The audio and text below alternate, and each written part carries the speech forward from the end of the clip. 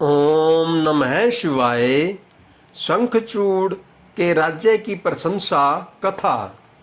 29वां अध्याय, पंचम खंड, श्री रुद्र संहिता, शिव महापुराण।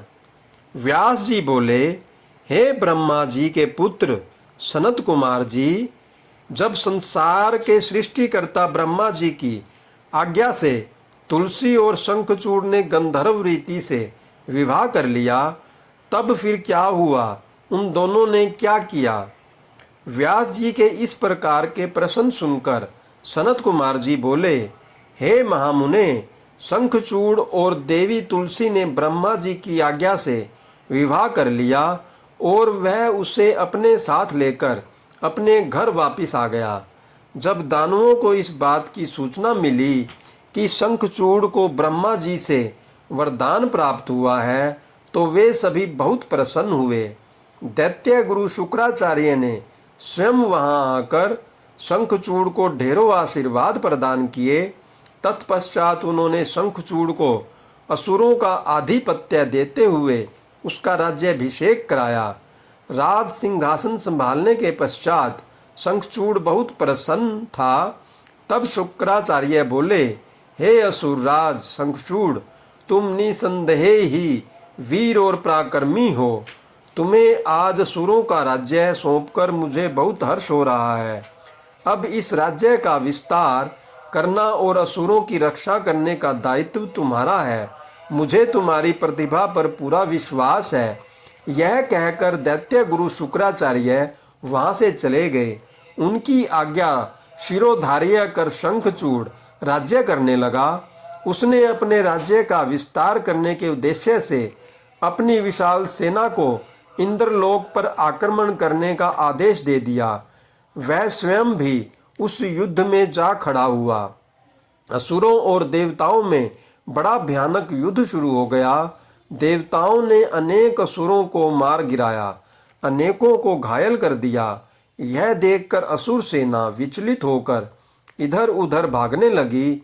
इसे देखकर असुर राज शंखचूड़ का क्रोध 7वें आसमान पर जा पहुंचा। अपनी पूरी शक्ति से युद्ध करते हुए उसने देव सेना को खदेड़ दिया। दैत्यराज शंखचूड़ से डरकर देव सेना तितर बितर हो गई और अपने प्राणों की रक्षा के लिए गुफाओं और कंदराओं में जाकर छिप गई।